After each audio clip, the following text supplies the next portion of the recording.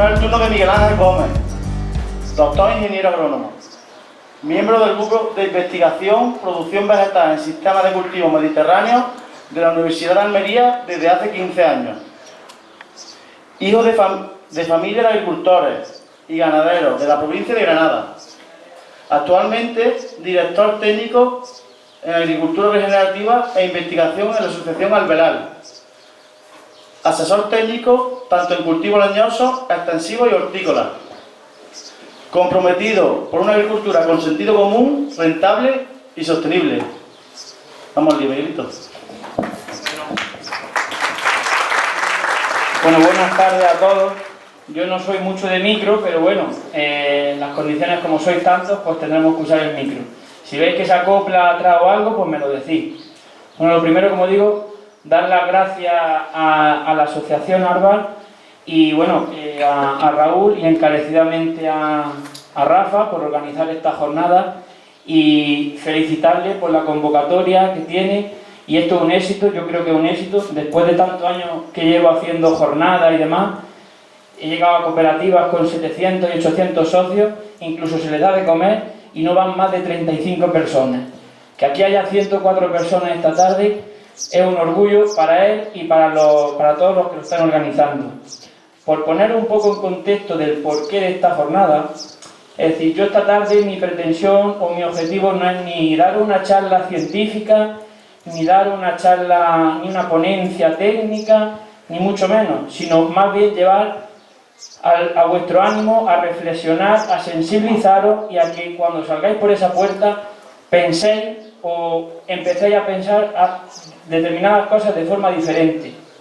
Esto surgió, digamos, porque para que veáis el compromiso que tiene, que ya se ha comentado anteriormente Rafael con vosotros y con su pueblo, y yo no creo que tenga yo que aquí describiros a vuestro paisano, pero tiene una gran ilusión por su entorno y por su pueblo, porque el tema que se ha tratado anteriormente, del tema de las variedades tradicionales, de la conservación de las variedades tradicionales, de mejorar la fertilidad de estos suelos o conservar, porque son suelos de montaña, pues si él tuviese simplemente una pretensión personal, pues yo a lo mejor le podría ayudar y él directamente podría tener una mayor producción o tendría una venta de su producto, pero no. ¿Qué quería? Organizar unas jornadas para empezar a sensibilizar a la gente de su pueblo. Y yo indudablemente dije, aquí estaré. Y esta tarde estoy aquí. Yo soy de un pueblo de Granada, pero sin embargo, pues como se está hablando de las denominaciones y demás, pues sí, pero lo que hay que un poco es romper las fronteras y en verdad lo que estamos aquí esta tarde es para hablar del cultivo o de las problemáticas y las oportunidades que tiene el cultivo del olivar. Si habláramos de solamente regionalidad, pues yo no estaría aquí, como digo, que soy de la provincia de Granada y llevo ya aquí más de una semana por Córdoba y ya vine anteriormente hace como cuestión de un mes en Cabra. Pues bueno, por no alargarme mucho, para que aunque esa introducción, pero para que veáis, ya que nadie de vosotros me conoce, aunque veo caras conocidas, pues bueno, como digo, yo soy de familia de agricultores y pues como veis, yo desde pequeño pues he estado criándome debajo de un almendro y de un olivo, incluso yo no sé jugar al fútbol, pero no por otra cosa, porque mi padre me compró una cabra y unos borregos y eso era mi infancia, que en aquel momento yo me sentía avergonzado, por supuesto, pero a día de hoy me siento súper orgulloso de esa pasión por la agricultura y la ganadería que me inculcaron mi familia, si no, no lo estaría contando esta tarde aquí. Y bueno, pues que lo que yo pueda contar esta tarde es desde la base a la experiencia y transmitiros pues determinados valores y determinadas cosas que hay que cambiar en la mentalidad del cultivo del olivar y sobre todo en estas zonas de montaña. Por supuesto, pues yo vengo representando actualmente a una asociación y me siento orgulloso de estar aquí hoy también en el sentido de si puedo servir como proyecto piloto, como proyecto faro para ayudaros a ver que hay que cambiar el cultivo del olivar, pues yo me sentiré, como digo, y estaré a vuestra disposición para todo lo que se necesite. Yo vengo, como digo, de la provincia de Granada. La asociación Alvelar, como digo, a la que represento, es una asociación de agricultores, de ganaderos, de pequeños empresarios de la provincia de Granada, de Almería y de un poco del noroeste de Murcia, que igual que aquí hay problemáticas, allí hay casi las mismas problemáticas. Y como se decía, esta mujer que ha intervenido antes, que hay que luchar, hay que defender y reivindicar, pero no solo esperar a que pongamos la mano y recibamos una ayuda, sino nosotros mismos tenemos que sacarnos las castañas del fuego, nadie va a venir a sacárnoslas. Entonces, pues bueno, es una asociación que se fundó en el 2015 y que englobamos en torno a 1 millón de hectáreas de cultivo de almendros y de olivar. Bueno, este es el modelo que se desarrolla y demás, pero no creo que sea ahora lo importante trabajar, pero en definitiva los retos que hay, igual que los que hay aquí, que pueden ser la desertificación, la degradación de los suelos y la falta de oportunidades o abandono rural, como hay hoy todos dicen de la España vaciada. Es una lástima porque, bueno, no se ven muy bien las fotografías, pero para que veáis lo que un poco vamos a tratar esta tarde, inicialmente la problemática de la degradación de los suelos y de los entornos rurales, máxime aquí, con las pendientes que hay, la importancia de conservar ese suelo agrícola, porque cualquier agricultor, su mayor reserva, su mayor banco es su suelo, de su finca, y si una vez que perdamos ese suelo, pues lo hemos perdido todo. Y finalmente, por supuesto, intentar daros pauta o intentar sensibilizaros simplemente en determinadas cosas para valorizar ese olivar de montaña que ya mi compañera anterior pues ya lo ha dicho claramente.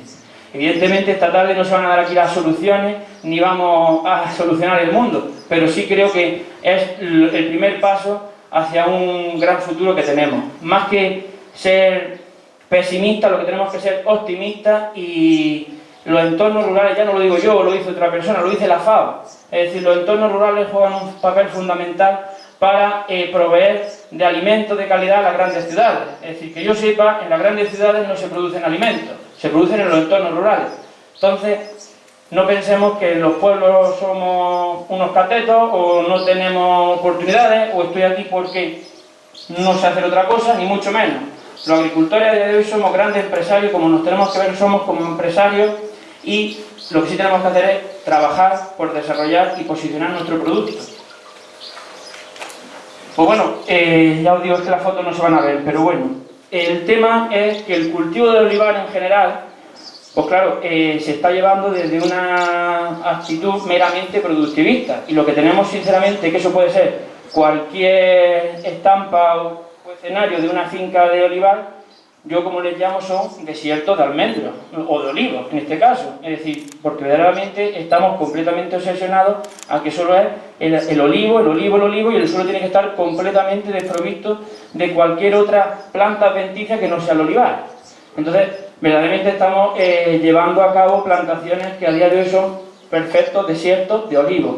Eso es un tema que es el que quiero tratar un poco, y luego el segundo es el de arranque de olivos centenarios.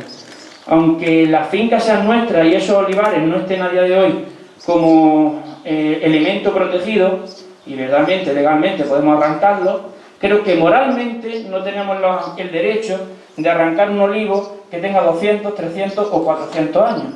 Que yo entiendo que son menos productivos, que tienen toda la problemática que se ha comentado antes y otras, pero si arrancamos esos olivos que tienen 3 y 4 generaciones más que nosotros, estamos perdiendo nuestra identidad.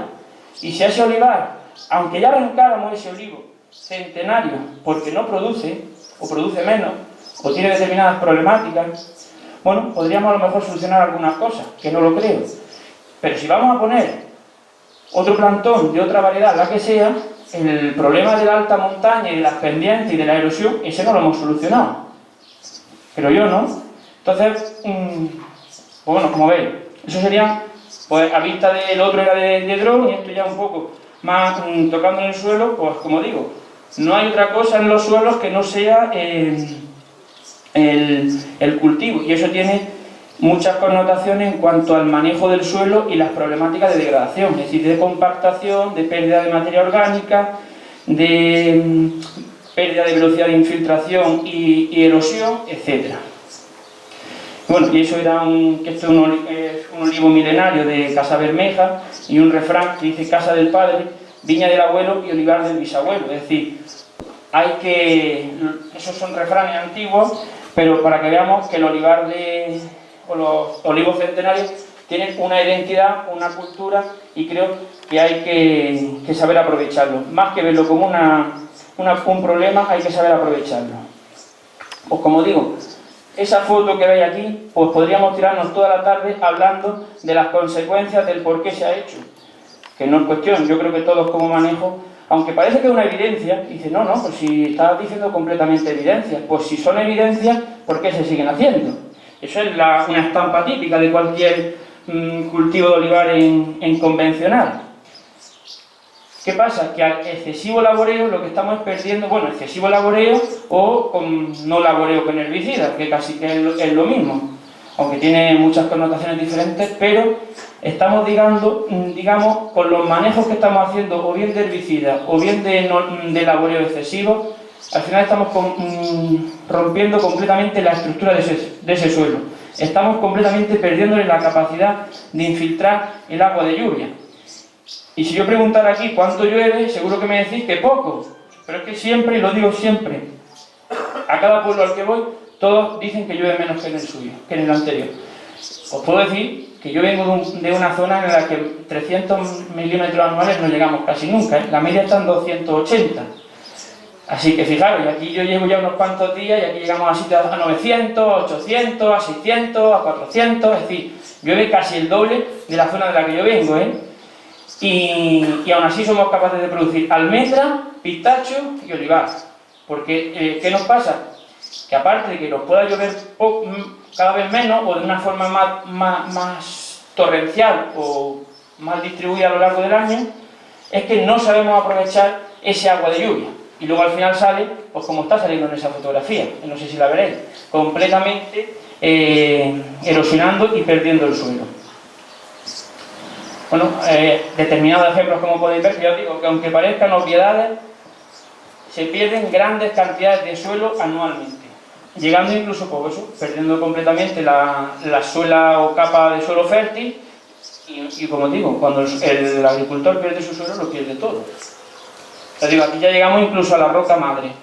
Entonces, ya en un suelo donde ya hemos llegado a la roca madre, pues o ponemos un alojamiento rural o ya no tenemos mucho más que hacer ahí, creo yo. Digamos que hay ese componente de erosión hídrica, es decir, por las precipitaciones, pero no es nada desdeñable la erosión eólica. Es decir, cuando dejamos ese suelo tan labrado, en este caso, es verdad que en el olivar y en esta zona es casi siempre no laboreo y lo que se hace es con herbicidas, este efecto pues no se ve mucho por aquí, pero en otras zonas de olivar, pues fijaros, como el suelo está completamente mullido con un pequeño remolino que se produzca, fijaros la cantidad de metros cúbicos de suelo que se puede llegar a perder anualmente. Y ahí es donde tenemos nuestro suelo fértil, donde tenemos nuestra microbiología y donde tenemos el estiércol o el abonado que estamos aportando anualmente. Pues un poco, para dejarlo así en antecedente y sí daros un dato que quisiera que llevarais hoy, ya seáis, por supuesto, y no lo he preguntado, pero ¿hay algún agricultor aquí que sea certificado en ecológico? ¿Cuántos? ¿En conversión te vale? También me vale, en conversión, ahí ya va subiendo. Bueno, yo me esperaba menos, ¿eh? Fijaros. Vale. Pues bueno, ya sea convencional o sea ecológico, quedaron bueno, ¿y cuántas personas habéis hecho una analítica de suelo alguna vez?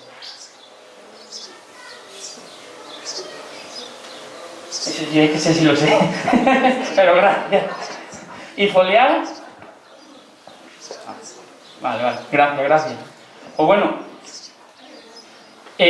como mínimo ya digo, estos son datos orientativos y no hay que tomárselo como un número exacto, pero como mínimo nunca perdáis que en vuestro suelo tenga un nivel de materia orgánica por debajo del 1%. Un suelo que tenga un nivel menor del 1% ya inicia los procesos de degradación de ese suelo y todos los inconvenientes como que brevemente he enumerado antes, de pérdida de estructura, pérdida de infiltración del agua de lluvia, bajos nutrientes, y ya es un proceso de degradación continua donde puede llegar, pues, como veis esta fotografía, o esta, eso ya que parece que eso no es España, que puede ser África, pues no, esto es el sureste español. Es decir, Eso es, ya llega a unos niveles de degradación del suelo que los tenemos aquí, en toda la cuenca mediterránea. Cuenca mediterránea en cualquier superficie agrícola.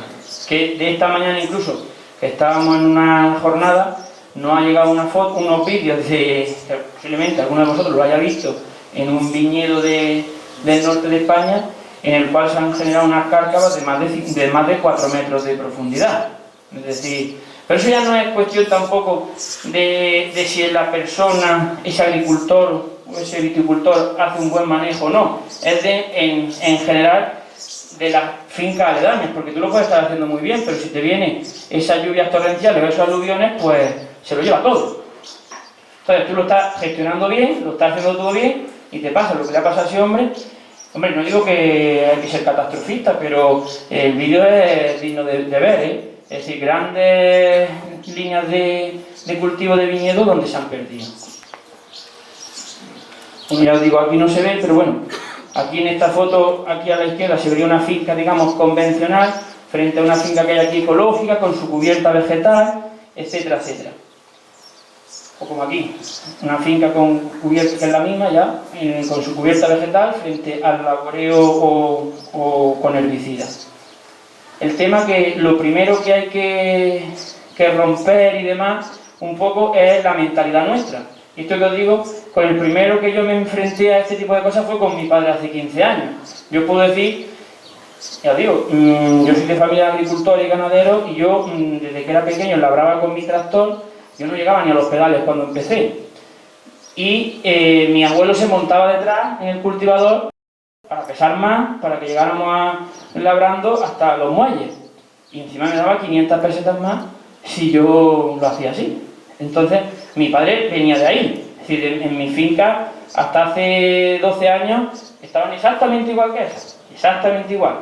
Y ya cuando empezamos con todo este tipo de cosas, por no saber las conversaciones de barra y las conversaciones y los insultos hacia mi padre, es decir, que si es un guarro, eres un descuidado, ese tipo de cosas. Os digo, que cualquier persona, todo eso yo ya lo he pasado. A mí han llegado a decirme, cuando sembraba un año que sembré para la compactación una mostaza, por el desconocimiento, la gente siempre, pues en los entornos rurales, pues tenemos muchas cosas buenas, pero la crítica la tenemos a flor de piel.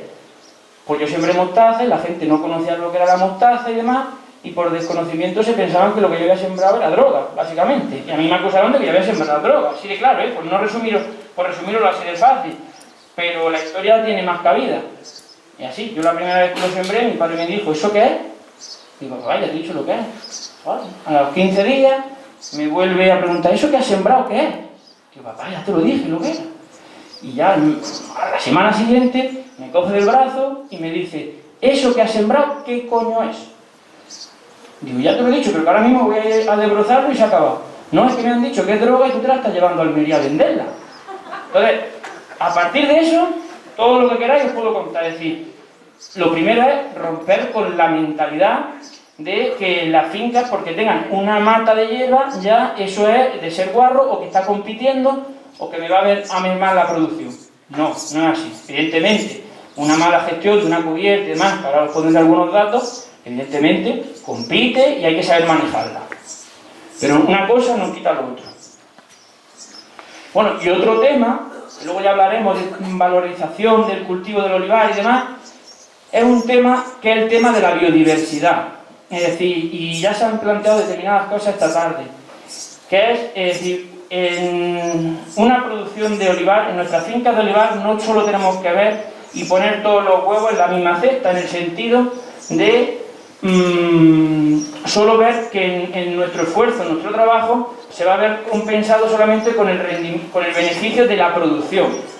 Es una demagogia, hay mucha filosofía, ya se habla mucho, no es la primera vez, que si el oleoturismo y todo este tipo de cosas, pero es que yo creo que todo suma.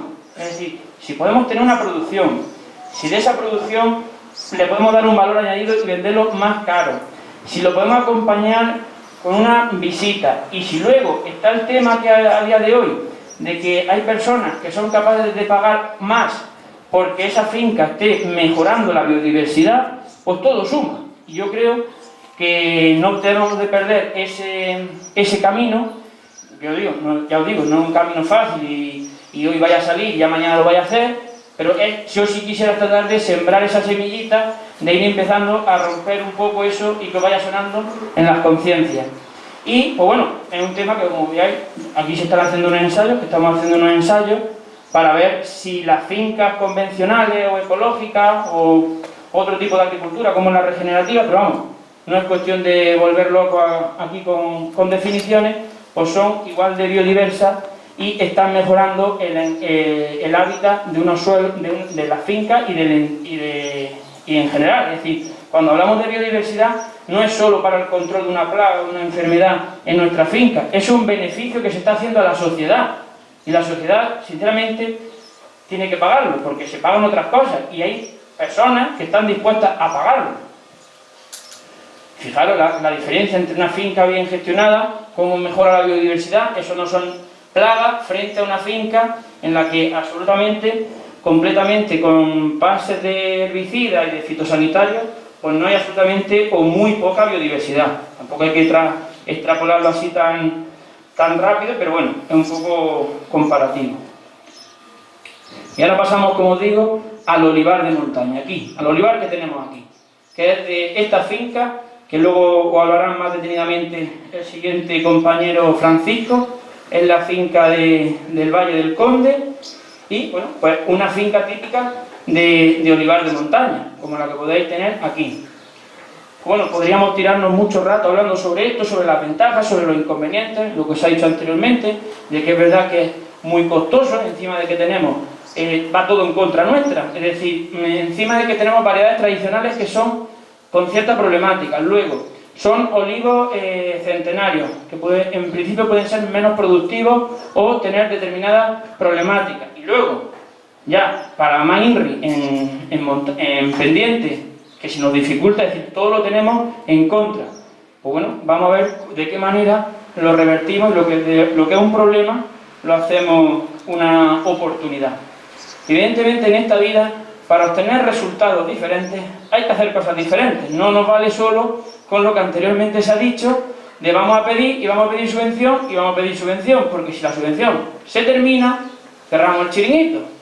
Entonces tenemos que ser independientes. Cuanta mayor independencia tengamos a día de hoy, más felices seremos y más, seremos menos vulnerables. Pues bueno, es verdad que en un olivar de montaña, pues sí, a veces lo que también hay que pensar, que a lo mejor hay determinadas zonas de esa finca que es que sí se tienen que dejar de no producir, porque es que nos cuesta más. Ya no es que haya se erosione mucho, o se pierda biodiversidad, o se erosione, es que ya, independientemente del tema ambiental, vayámonos al tema económico de rentabilidad, es que nos está costando mucho más dinero sacar un kilo de aceituna de allí que el beneficio que vamos a tener. Entonces, verdaderamente hay determinadas zonas que es mejor que las dejemos como no productivas y lo hagamos como isletas de biodiversidad, que le sacaremos mayor beneficio que si las hacemos. Pero ya os digo, no quiero decir que ahora las fincas las tengamos que convertir en zonas naturales, pero sí hay determinadas zonas que es que por la pendiente que tiene, es que la verdad que ya se hacen muy, muy cuesta arriba. Pues bueno, como os digo, el tercer pilar que yo os quiero comentar es el tema de la valorización del olivar de montaña. Al fondo se ve en la diapositiva algo, o absolutamente nada, ¿verdad? Bueno, como os digo, por supuesto, aquí lo que hay que buscar, y yo siempre lo digo, es buscar el equilibrio entre rentabilidad y sostenibilidad. Aquí ni somos ecologistas, ni domingueros, ni nada. Aquí somos personas que queremos producir y vivir de esto, y por supuesto la rentabilidad, es decir, lo que queremos es ser rentables y dedicarnos a esto. Pero claro, no solo con una visión meramente productivista, sino producción acompañado de sostenibilidad. Y como os digo, pues no voy a hablar ni de una agricultura ni de otro tipo, porque bueno, hay veces que también al consumidor y entre nosotros mismos pues nos gustan mucho las definiciones, los titulitis, y hay 200.000 tipos de agricultura a día de hoy. Porque si empiezo por la ecológica, convencional, orgánica, biodinámica, sintrópica, regenerativa, ahí vamos, nos podemos volver locos y al final luego, para mí, no hay nada más que una, que es agricultura con sentido común. La única. Luego, evidentemente, por legislación pues habrá que ponerle sus tipificaciones, pero para mí es la única que hay. Es agricultura con sentido común. Y no lo olvidéis nunca que la primera ganancia en agricultura está en el ahorro. Euro que no nos hemos gastado, euro que no tenemos que producir. Pues bueno, como digo, independientemente del tipo de agricultura que hagamos, incluso en una agricultura convencional, pues bueno, hay que ir haciendo prácticas un poco más sostenibles del manejo de ese suelo. Os digo, no por ser ecológico tengo que pensar en que no erosione el suelo, y si soy convencional, bueno, como yo soy convencional, da igual, yo puedo seguir erosionando el suelo. No, independientemente de una certificación, vamos a pensar en nuestro suelo y vamos a trabajarlo. Por supuesto, como digo, si nosotros mismos no valoramos nuestro olivar de montaña, e incluso nosotros ahora venimos, lo arrancamos o nos vamos a producir en intensivo o superintensivo, pues al final los primeros perjudicados somos nosotros. Entonces nadie va a venir a sacarnos, como digo, las castañas del fuego. Somos nosotros los que tenemos que ponerlo en valor y somos los primeros interesados, creo yo, porque si no, pues ¿de qué vamos a vivir? Nos vamos todas las grandes ciudades y dejamos los pueblos vacíos, y hay muchas hectáreas. En la DEO, que tenéis 30.000 hectáreas, en torno a 30.000 hectáreas en los 4 municipios, pues, y el cultivo del olivar de montaña no son solo estas 30.000 hectáreas, hay muchísimas más. Y como os digo, ya pues no es cuestión ni de que sea de esta DEO o sea de otra, sino de todo el olivar de montaña. Y por eso estoy aquí hoy, como digo, de otra provincia, pero no me importa venir las veces que haya que venir y de los proyectos que haya que hacer en común. Como os digo, hay que saber vender detrás de esa filosofía. Son cultivos históricos, son cultivos que llevan una filosofía, un arraigo a la tierra, y ese tipo de cosas pues creo que no los podemos perder, como digo, porque si no perderemos la identidad. En cuanto a esto de la mayor resiliencia, por ejemplo, si todos, como os he dicho igual anteriormente, ponemos la misma variedad y ponemos todo intensivo, somos muy poco resilientes. Es decir, a cualquier escenario, a cualquier cambio, nosotros no nos vamos a adaptar. Es decir, si viene una plaga, pues nos va a erradicar toda la superficie. Y yo predico con el ejemplo, y por ejemplo en el cultivo del almendro, yo mantengo la inmensa mayoría de mi producción es de las 2 variedades tradicionales, desde Mayo, Largueta y Marcona. Evidentemente tengo variedades de floración tardía, pero las de floración temprana, como es del Mayo, esa ni la abandono ni nunca la abandonaré, y mi mayor superficie es de eso. Todo el mundo me decía que estaba loco y demás. Bueno, porque sí, es que vamos simplemente al meramente productivismo y a las modas. Entonces, si solo nos vamos a las nuevas variedades, pues bueno, entonces ya no nos va a diferenciar nada con otras zonas de producción que ellos van a tener muchas más ventajas a día de hoy de producción, de mano de obra, y lo tienen más fácil que nosotros. Es decir, tenemos que mantener nuestra identidad.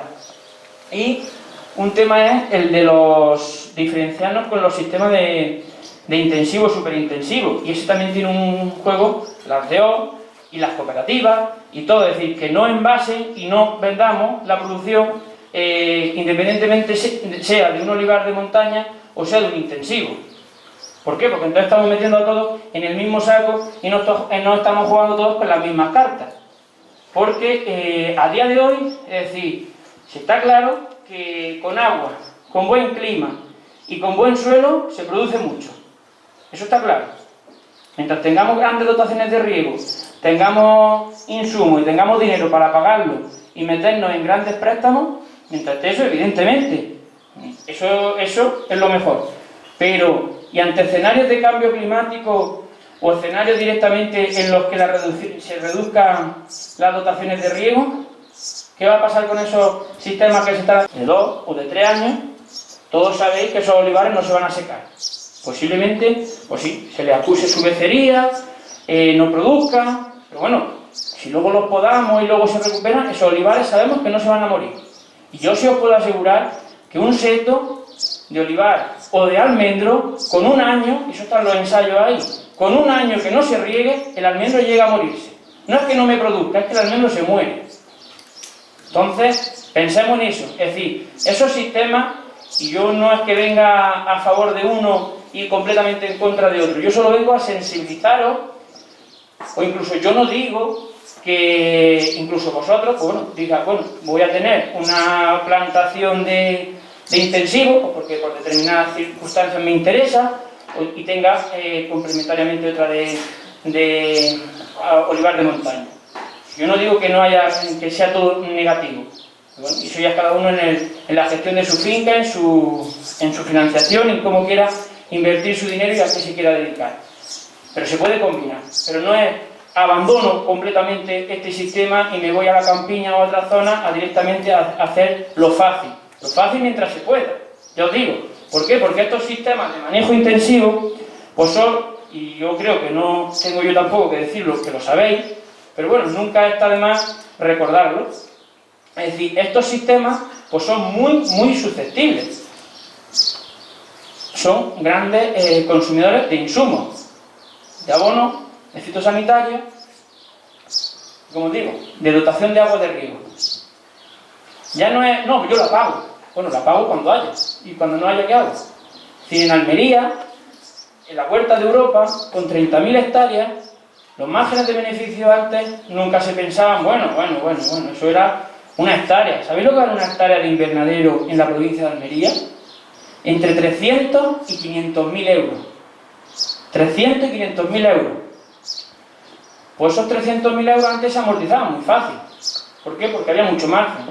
Ahora que los márgenes, y hoy en la prensa lo había escuchado y tal, las sandías no tienen precio. No han tenido precio. Yo tengo agricultores, de hecho, en estos 3 días me trajo una sandía ecológica que no se han vendido. No se han vendido directamente. Entonces, esos cálculos, ese hombre que estaba pensando que iba a ganar 60.000 euros y ha ganado 0, pues bueno, no, peor. Le ha costado 3 céntimos por kilo sacarla. ¿Ahora qué? Allá no, esos planes de amortización de 15 años ya no nos salen.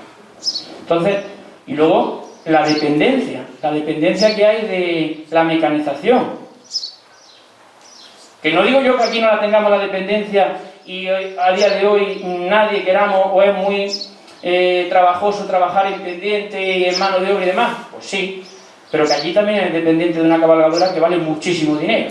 Entonces, como digo, no quiero tampoco redundar, pero que ese tipo de cosas, los sistemas de cultivo de montaña o tradicionales, pues son mucho menos vulnerables a determinados factores de escenarios que van a ir a medio y largo plazo frente a los de intensivo.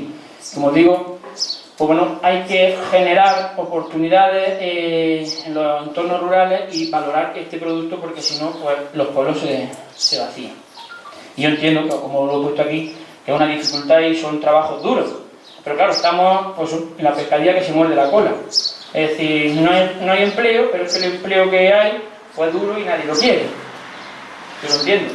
Pues bueno, vamos a poner, y entre todos habrá que poner en valor ese producto y se tiene que pagar, y hay determinados, en Europa y en muchos otros sitios que están dispuestos a pagar. Y como yo digo, no hablo de demagogia, ¿eh? Nosotros tenemos un proyecto con el mayor tour operador del mundo, a 3 años, fijaros que el mayor tour operador del mundo, con esto de la situación del COVID, ha despedido a 8.000 empleados. Alemania le ha tenido que rescatar con 5.000 millones de euros y a nosotros nos han mantenido el proyecto. ¿Por qué? Porque creen fielmente que en cuanto esta situación de pandemia se acabe, el agroturismo y el turismo experiencial será el futuro. Entonces, ya lo digo, no lo digo desde demagogia, lo digo desde la realidad. Pues bueno, no sé ni qué hora es, Rafa. No, cuando digáis me cortáis, que si no yo me tiro aquí la tarde. Vale. Bueno, este tipo de cosas un poco, como os digo, por un poco en cuanto a manejo de suelo, de cosas de hablar de manejo de suelo, un poco por seguir un orden de cosas a mejorar en un suelo, como os digo, lo primero es evitar, o por orden de importancia, es evitar, como os digo, la pérdida de suelo fértil. Luego, incrementar el contenido de materia orgánica en ese suelo. Eso nos va a tener beneficio en cuanto al secuestro de carbono, que es otro tema, que aunque no es fácil, pero es otra línea que se está abriendo del tema del secuestro de carbono, de los créditos de carbono, y es un valor añadido en en las plantaciones, en los sistemas agrícolas a día de hoy. Todo eso va con el que incorporemos materia orgánica, reduzcamos el laboreo y todo eso, lo que nos va a hacer es mejorar la estructura del suelo, vamos a incrementar el nivel de nutrientes, posteriormente habrá que incrementar la biodiversidad y, como digo, tanto importantes son los aspectos agronómicos como los sociales, es decir, que los agricultores creamos lo que hacemos, nos sintamos satisfechos de nuestra profesión y nos sintamos orgullosos de vivir en los entornos rurales y, por supuesto, que tengamos rentabilidad. Aquí os pongo una foto, es decir, que bueno, es que apenas se ve. Esto a la derecha es un cultivo de olivar tradicional, esto es un cultivo, bueno, esto es una zona natural de no laboreo natural, es decir, no cultivada, y aquí os he puesto un análisis microbiológico que corresponden a la zona natural y a la zona agrícola. Pues si las cosas se hacen bien, los suelos de la zona agrícola pueden ser tanto o más vivos como los suelos de un monte. ¿Y eso a qué viene?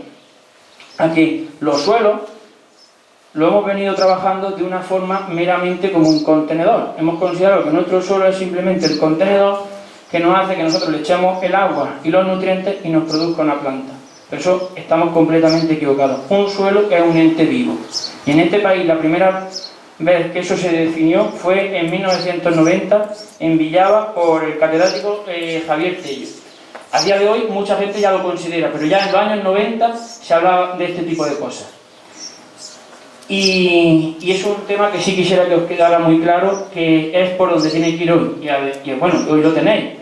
Con la agricultura convencional de insumos de fitosanitarios de síntesis, pues ahora hemos hecho una agricultura de sustitución en la ecológica, en la que ahora nos inundan siempre a productos microbiológicos, porque ahora se han dado cuenta que la microbiología pues juega un papel fundamental en los sistemas agrícolas. Pero eso no es de ahora, eso ya hace más de 20 años que se venía trabajando. La foto esta no se ve, pero bueno, es un cultivo leñoso, bien sea en este caso almendro, que tiene una cubierta vegetal. Y yo siempre hago aquí una pregunta, que aunque no la leáis yo la hago. ¿Este manejo creéis que vale para algo? ¿Tiene utilidad? ¿Tiene algún beneficio práctico o es solamente un valor estético? Pero igual que esta finca, que ya os digo, es una pena que no se vea, que es la de la finca del Valle, y lo mismo, se ve con cubierta vegetal, pero ahí no se ve. Sí, pensar, no me tenéis que contestar, pero pensar si eso es una cosa meramente estética o tiene muchas connotaciones de lo que venimos hablando. Y luego, si yo, por ejemplo, que pienso que eso no es nada, no solo es una componente estética, porque las cubiertas vegetales, por ejemplo, no tienen que ser ni feas ni bonitas, tienen que ser funcionales y cubrir el objetivo para el que se pretende poner. Pero aparte, yo ya os digo mi opinión, que no es solamente estético, sino que tiene muchas otras connotaciones, os hago la siguiente pregunta. ¿Por qué no se está haciendo esto? ¿Por qué estos sistemas no están implantados de forma general? ¿Es por inversión? ¿Es por falta de conocimiento técnico? ¿Es que el mercado esto no lo demanda? ¿Es por la cultura? ¿Es por la mentalidad de los agricultores? ¿O porque esto produce mermas de producción? Esto lo vamos a pasar completamente. Y sí os voy a decir esto un poco para que veáis, ya digo, una pena que no se vean las fotografías, pero si hay convencionales o si hay ecológicos, como os decía, yo he dicho ese nivel del 1% de materia orgánica, fijaros la importancia que tiene la materia orgánica. Esto en un cultivo de invernadero, en el cual en la foto de la izquierda se ve un suelo completamente mullido, subsolado, desfondado. Se trabajó a casi 1 metro de profundidad. En la parte de la derecha, bueno, que son los otros líneas, pues se hizo lo mismo, pero se hizo un aporte de materia orgánica. Gran cantidad de materia orgánica. Bueno, pues se puso un cultivo de pimiento y al día siguiente, bueno, se hizo un pequeño riego de plantación y al día siguiente se fue a dar el siguiente riego y con goteros de 2 litros y a los 15 minutos, ya lo digo, es una pena, no se ve en la foto, pero no pasa nada, yo lo explico. A los 15 minutos, es decir, con 2 litros por hora, en 15 minutos le estamos dando 1/4 de litro. Pues en ese 1/4 de litro, gota a gota, en ese suelo donde no tiene nada de materia orgánica, se producía ya completamente encharcamiento, frente a donde se aportaba materia orgánica, en el cual, para nada, gota a gota de lo que se aplicaba, infiltraba. Entonces, para que veáis cómo la materia orgánica, la importancia que tiene la materia orgánica en la estructura del suelo y cómo modifica la infiltración del suelo. Entonces, como digo, en la pluviometría que nos cae aquí, a veces no sabemos aprovecharla, y es que nuestras fincas no tienen la capacidad de aprovechar ese agua. Yo os lo digo siempre, nos llueve, a lo mejor luego en el mes de julio tenemos nuestro suelo con plenamente un estrés hídrico, nos cae una tormenta de 30 o de 40 o de 50 litros en una tarde, y si luego nosotros vamos al rato, yo os puedo asegurar que es que el agua no ha infiltrado más de esto. Y sin embargo tenemos una gran déficit hídrico, como podía pasar en esta plantación. Es decir, aun teniendo un gran déficit hídrico, fijaros cómo arrancaba y no tenía capacidad de infiltración ninguna ya. Y más si son suelos arcillosos, que se crea una película de limo encima y no infiltra.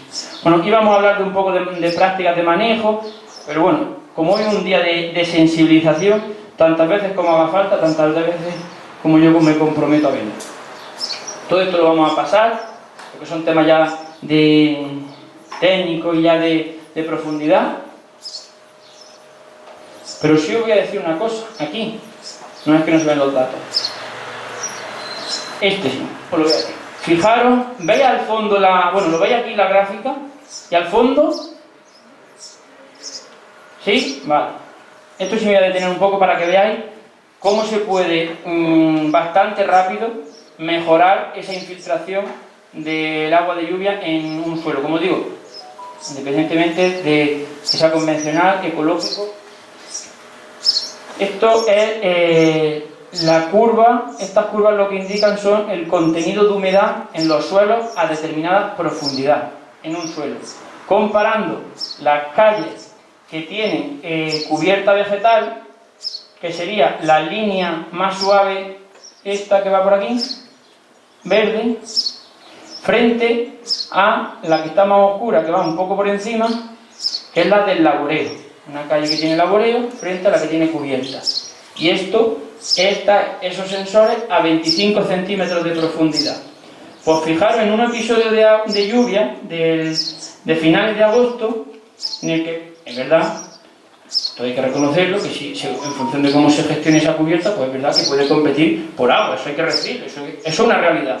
Y como veis, el contenido de humedad en la cubierta en el laboreo es un poco superior al que tiene cubierta vegetal. Pero fijaros el mismo día del episodio de lluvia, a 25 centímetros, conforme está lloviendo, el pico, cómo sube el contenido de humedad en el suelo en el mismo momento conforme llueve. Es decir, ¿por qué? Porque está mejorando, el agua que está cayendo se está infiltrando en el suelo, frente al que está con laboreo, en el que tarda muchos días en infiltrarse, en un suelo que es un poco arcilloso. Evidentemente en este caso porque es un suelo llano, pero si fuese un suelo con una ligera pendiente, el agua no va a estar allí 4 o 5 días esperando a incorporarse, a infiltrarse. No, el agua hace lo de la fotografía que os estaba diciendo. En el siguiente episodio de lluvia, unos días siguientes, como veis, otra vez, de igual forma, la cubierta vegetal incrementa la humedad en el suelo, y luego que luego cae por debajo del laboreo. Pero aquí, fijaros cómo la cubierta vegetal perfectamente mejora sustancialmente la velocidad de infiltración. Es decir, la capacidad del agua que llueve que se nos introduzca en el suelo. Eso es a 25 centímetros, pero de igual modo pasa a 45 centímetros. La verdad que ya llega aquí, si os dais cuenta, en varios o 3 episodios de lluvia en el laboreo tarda casi 20 días en llegar la humedad aquí en el laboreo. Sin embargo, en la cubierta vegetal pues tarda bastante menos días. Pero sí es verdad, y eso hay que decirlo, pero hay que saber manejarlo, que en el laboreo la humedad en el suelo pues siempre es superior que en la cubierta vegetal. Yo digo lo ventaja y lo inconveniente. Esto lo vamos a pasar. Y una cosa que otro concepto que sí yo quiero que veáis esta tarde es que en cuanto a las cubiertas vegetales, no solo la competencia está por el agua, sino por los nutrientes. Es que no se ve. Ya os digo, no se ve aquí, pero por ejemplo, en una plantación de almendro en el que se pone una franja de cubierta vegetal en secano, en la línea de plantación, pues en la franja, la cubierta vegetal, con un porte de, 10 centímetros o menos incluso, como no llovía, pues no se desarrolló, básicamente. Sin embargo, ya os digo, es que no lo veréis en la foto, pero aquí hay claramente delimitados unos rodales debajo de la copa de los almendros, en cada uno de ellos, muy marcada, que corresponde a donde se hicieron los aportes de abono o de enmienda orgánica. Entonces, ¿por qué aquí, que ha llovido lo mismo, es decir, apenas nada, igual que aquí sí se desarrolla la cubierta vegetal y aquí no? ¿Por qué? Porque aquí hay nutrientes y aquí no. No por falta de agua, sino por nutrientes. Tema de, evidentemente, como digo, las cubiertas vegetales hay que nutrirlas. Esto es nada, el tema de, como digo, la cubierta vegetal, pero también hay que hacer determinadas actuaciones en los suelos para reducir esa erosión y infiltrar, que es hacer manejo en curvas de nivel o determinadas plantaciones donde antiguamente había un barranco, se ve en la ortofoto, esto era un barranco que cruzaba antiguamente la finca, y eso, como podéis pensar, las problemáticas que había, como en la foto que visteis anteriormente, y luego con este diseño, pues fijaros dónde el barranco se ha perdido. Pero ya digo, estos son temas muy técnicos que serán cuestión de otros días de tratarlos. Pero fijaros esas actuaciones, ¿veis? Esta foto también la veis, ¿no? Vale. Con esas pequeñas zanjas que se le hacen en los cultivos con pendiente, esta también tiene una pendiente alta, igual que en un cultivo de olivar, pues el agua, eso estaba lloviendo cuando yo estaba haciendo esa foto. Pues si yo no hubiese hecho esta pequeña zanja que tiene 1 kilómetro de longitud, pues toda la agua que hubiese caído aquí iría agua abajo de la finca y al final pues tendríamos la foto que os enseñé antes. Pues eso ya a día de hoy, con estas danas y todo eso que hubo hace 2 años, en septiembre y demás, pues esos 40, 50 y 60 litros que nos caen algunas tardes, pues os puedo asegurar que en esta finca ya no sale ni una gota de agua. Entonces ya no es solo la poca cantidad que nos llueve, sino que nosotros la sabemos aprovechar. Entonces claro, cuando tú luego vienes aquí y te vienes de la Universidad de California con el cultivo del almendro y le enseñas almendros que producimos, que claro, evidentemente las producciones son mucho más bajas, pero le dices que están en secano, no se lo creen. Claro, yo vienen de 10.000 y de 15.000 metros cúbicos por hectárea, y es que sinceramente no se lo creen cómo somos capaces de nosotros llegar a 1.000 kilos. Es que no se lo creen, es que no saben ni cómo están vivos los almendros, pero es una realidad. Y ya finalmente, pues, otro tema que hay que empezar a trabajar, y por eso le metimos en el marrón al siguiente compañero, es que hay que intentar, pero ya os digo, esto no es una cosa que yo me haya inventado, o que se haya inventado Rafa, o que este hombre se lo haya inventado. La integración de la ganadería con la agricultura la hacían nuestros abuelos o nuestros bisabuelos. Lo que pasa es que, pues lo hemos perdido, y yo creo que no es nada nuevo, sino que lo que tenemos es que recuperarlo, por supuesto con sus inconvenientes y sus dificultades. Pero ahora vamos a tener una gran experiencia que nos van a hablar sobre esa integración de la ganadería con el olivar. Hay otro ejemplo y demás, que es esta finca que ahora ya os lo explicaremos más en detalle. Y finalmente, la visión final es la que os intento plasmar aquí, que es, evidentemente, esto que os he intentado resumir muy corto, evidentemente, en el campo, es decir, tenemos que por supuesto trabajar en el campo, con los agricultores, mejorar nuestros sistemas de producción, hacerlos más sostenibles, mejorar la biodiversidad, todo ese tipo de cosas, incrementar la producción, reducir la erosión. Todo eso nosotros lo podemos hacer fenomenal. Pero el siguiente pilar es el del consumidor, es el del mercado. Si nosotros no somos capaces de valorizar nuestra producción, de invertir en posicionar nuestro producto en el mercado y que el consumidor lo valore, pues no estamos haciendo nada. Y eso no es nada nuevo tampoco. Pero es una pena que a día de hoy todavía haya americanos de grandes multinacionales en la que compañeros míos y yo te diga un hombre, ya os digo, no un americano de un pueblo recóndito, sino de grandes multinacionales, y nos digan que es que en España no se produce ni un kilo de aceite, que donde se produce el aceite es en Italia. Eso a día de hoy, ¿eh? Entonces, nosotros no somos conscientes, y yo os puedo poner un ejemplo, que los americanos dedican parte de sus beneficios simple y llanamente a marketing y a posicionamiento. Cosa que aquí nosotros simplemente llevamos nuestro aceite al almazara y que nos lo vendan. Y no nos preocupamos en absoluto, ya os digo, desde la generalidad, ¿eh? Por supuesto que hay ya desde muchos años y muchísimas marcas y demás, pero nunca es suficiente y tenemos que seguir posicionando nuestra producción. Entonces, como digo, los pilares fundamentales son el campo y por supuesto el consumidor, pero aunque sea en menor medida, pero claro, por supuesto no podemos olvidarlo. No por nada, sino porque es un ingreso bastante importante el que podemos tener anualmente con la ayuda, por supuesto, pero ya no es solo la ayuda como está a día de hoy la PAC, sino que con el tema de los ecoesquemas y las nuevas visiones de la PAC, pues nuestro olivar o nuestros sistemas agrícolas tradicionales juegan un papel fundamental y a día de hoy se está contemplando. Evidentemente, en dinero y santidad siempre la mitad de la mitad, y con las pretensiones que tenían en los ecoesquemas, finalmente se quedarán en otras historias, pero bueno, ya es un paso adelante. Y yo, finalmente, pues como digo, solo podemos llegar antes, pero si vamos juntos llegaremos más lejos. Así que yo, muchas gracias y a vuestra disposición estoy.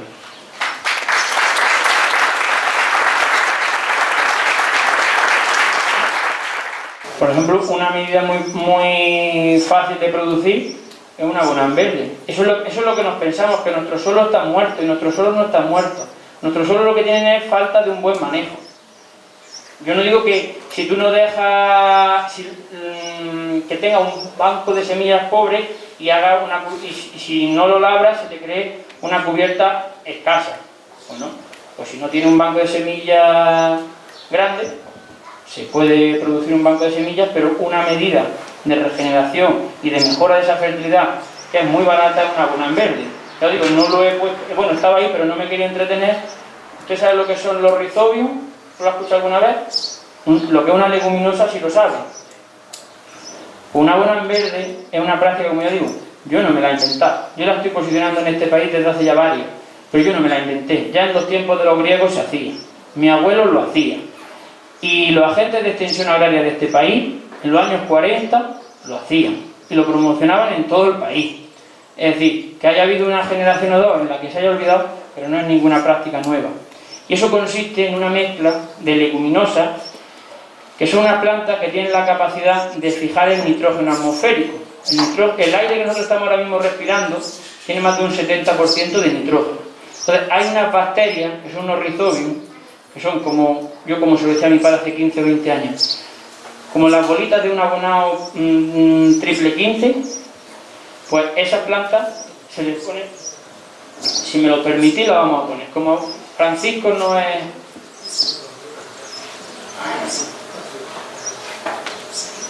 Eso que hay aquí. ¿Lo ve usted o no lo ve? Eso es la raíz de una leguminosa. Pues esos nodulillos es como si fuese un grano de abono.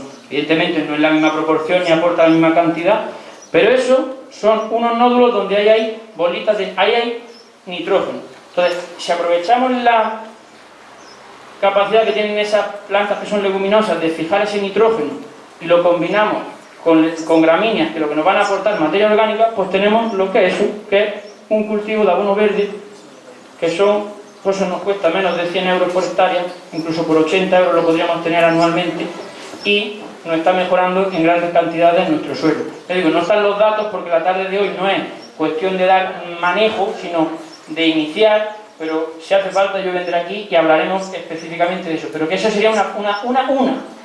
Es decir, que no es solo estiércol, pellets o un abono orgánico lo único input o modos de aportar materia orgánica, sino que nosotros mismos, con menos de 100 euros anualmente de coste, podemos ir incrementando la materia orgánica en nuestro suelo. Mi pregunta es si tengo dos pistas, una me cría ahí llegando y la otra... Y puede ser. No es más tierra mejor, y entonces en esta quisiera yo dar bastante mañana. y sería aportando otra salida, como está diciendo. Efectivamente.